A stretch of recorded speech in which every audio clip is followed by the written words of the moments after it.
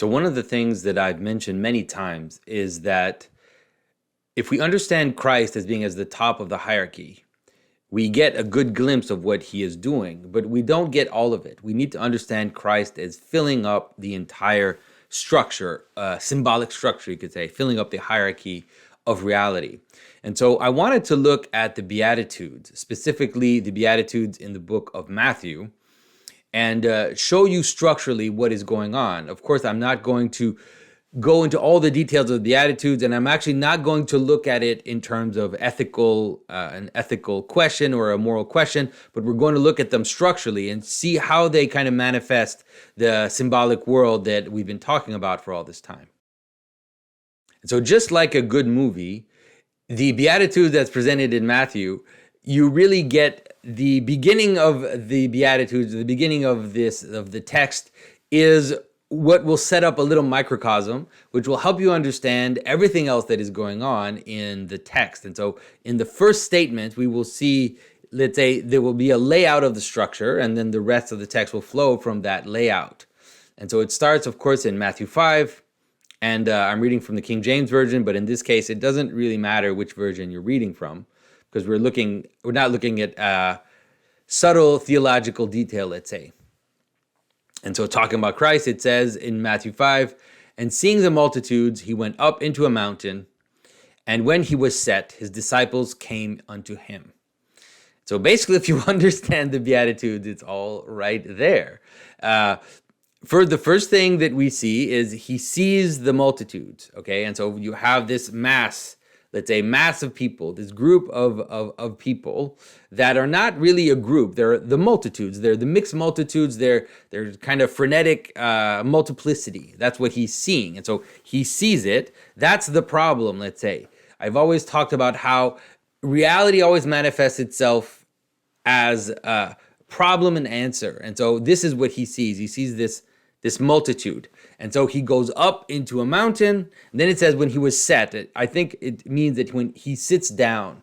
So he sits down imagine it in your mind, imagine like a really nice mountain, and then Christ sits down at the top of the mountain, and all of a sudden he's at the top of reality, and his disciples come unto him. And so they gather around him. And so now we already have the difference between the multitude and the disciples that gather around him, as he is now at the top of the mountain, standing at the top of reality. And it's from this point, from the top of reality, like the law coming down from heaven, that he opens his mouth and now he speaks. And so what Christ is going to say is going to manifest this mystery, the mystery of how Christ, being at the top of the mountain, but also going down all the way down to the bottom of the mountain. Or you can understand it that his teaching goes all the way down to the bottom of the mountain. Like Pentecost, which goes all the way to the edge of the earth, like him descending into death at the crucifixion, you get a sense in which he goes down and gets the fish at the bottom of the water. The light shines in the darkness. And so in here, you'll see that there's an aspect of the darkness that doesn't know him, but there is an aspect of the darkness which recognizes him. There's an aspect of the darkness of the little fish that are shining in the water, which will recognize the light coming from above, okay? And so this is what he's going to say. He's going to say, what is it at the bottom? All this multitude is there at the bottom, and I am the divine logos at the top of the mountain. And so as I speak, I'm going to tell you what is it at the bottom which can receive, or which will recognize, or which will receive the light and will recognize the light. And so this is what the Beatitudes are about, and they can help you understand how reality is connected together, okay? And so you'll see how in the text he moves from the top to the bottom, and how he shows the connection between the top and the bottom, okay? And so he says, blessed are the poor in spirit, for theirs is the kingdom of heaven. Now, right now, you can see what he's doing. He's saying those that are poor in spirit, those that are low down on the hierarchy of materiality, but are poor in the spirit.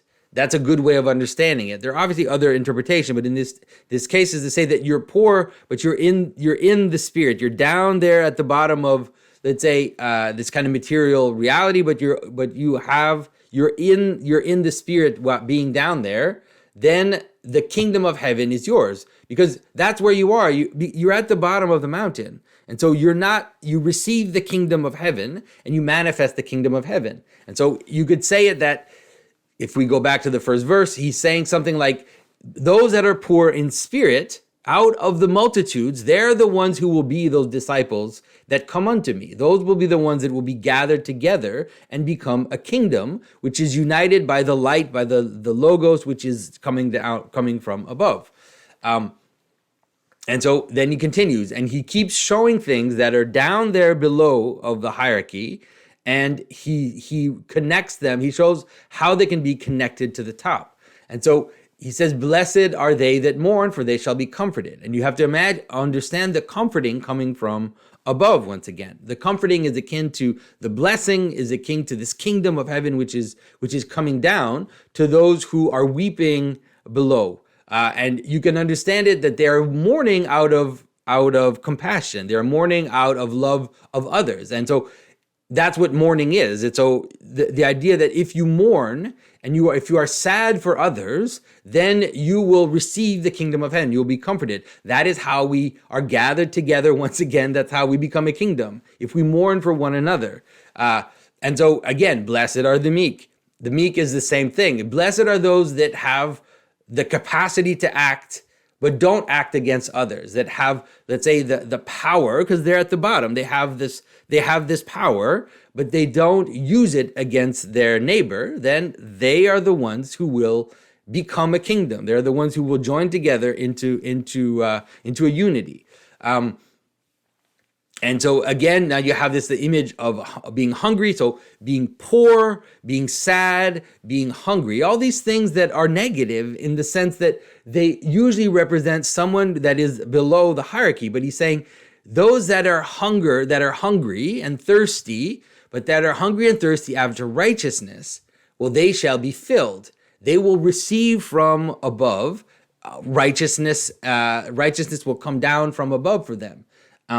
Blessed are those that are merciful, for they shall obtain mercy. Again, mercy, mourning, all of these things, meekness, and they're all related. You can understand how being merciful to your neighbor and being meek in the sense of not acting against him, these are the ways in which, if we forgive each other, these are the ways in which we will cohere. If we don't forgive each other, if we hold things against those around us, then we will become the multitudes that we see at the beginning. We will just be a bunch of points that aren't connected together in love, and so we will not be able to cohere as a world.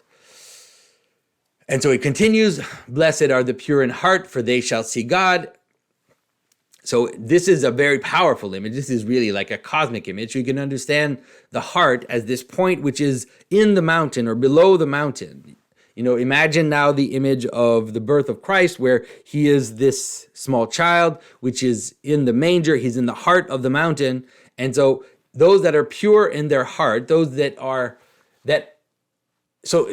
have to understand, he's showing things that you can imagine are normally seen as negative in the sense, not pure in heart, but in the sense of, he's saying basically, if your heart is not attached to things, if your heart is not attached to the things that are down below there, then it will be available to receive the light from above.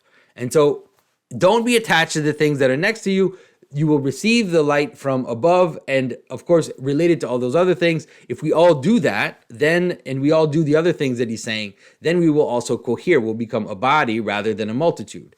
Blessed are the peacemakers, for they shall be called children of God. Obviously, now all of these just are, hopefully I don't even have to explain them to you, that all of this makes sense, right? If you make peace, you'll become a child of God. But see how he's always showing this hot above and below. He's always saying, if you are in a certain way at the bottom of reality, it will actually make you receive from above the light, the word, and will help you cohere and become a body. And this is, of course, blessed are they that are persecuted for the sake of righteousness, for theirs is the kingdom of God. And so this one is tougher, is harder to understand, but you have to understand it in relationship to the image of the pure heart, let's say. That is, if you look up and you see righteousness coming from below, you see the light coming from below, right? And you're attached to truth, you're attached to the good, you're attached to all these things. And then there are those that are around you that aren't. Those people will not be happy with you because they will notice the difference between you and them and the way that they're acting in the world.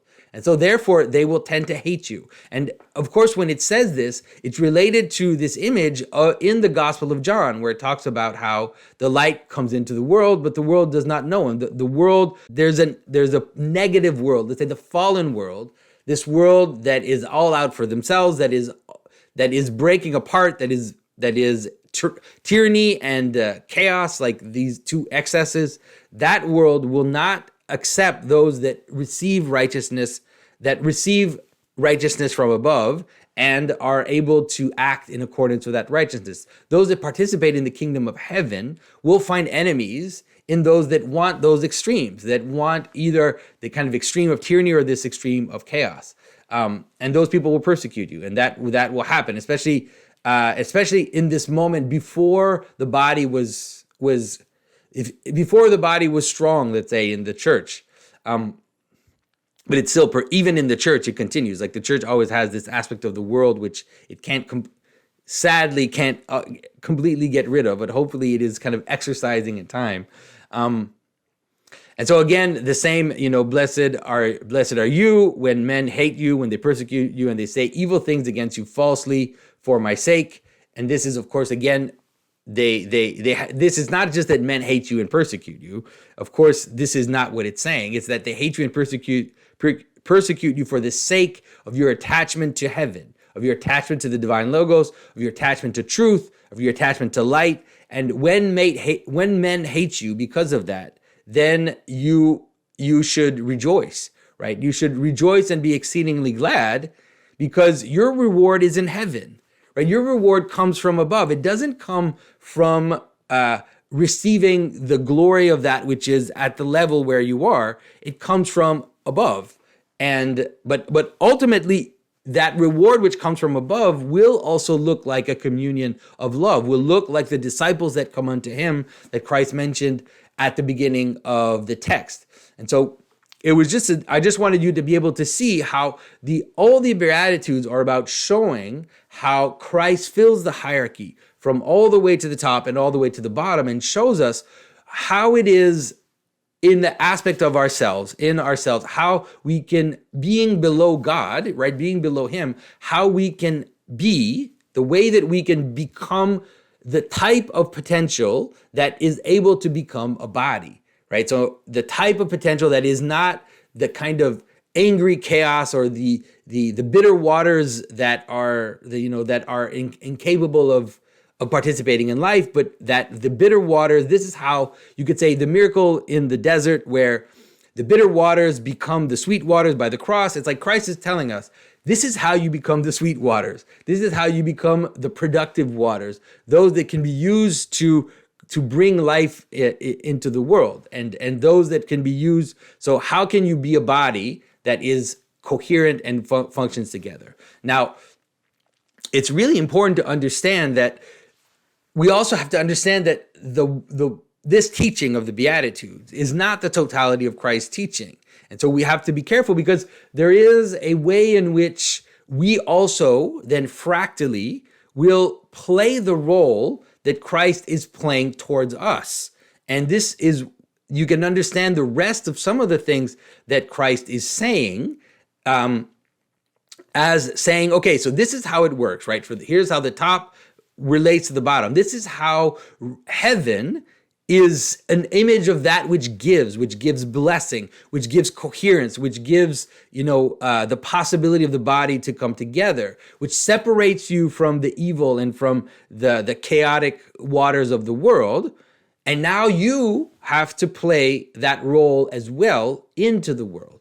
So it's showing you the positive aspect of hierarchy and how hierarchy works properly. So that's why right after the Beatitudes, Christ says things like, you are the salt of the earth. You are the light of the world. A city set on a hill cannot be hid. So now he's putting you at the top. He's saying, you are the light of the world. You are also like me.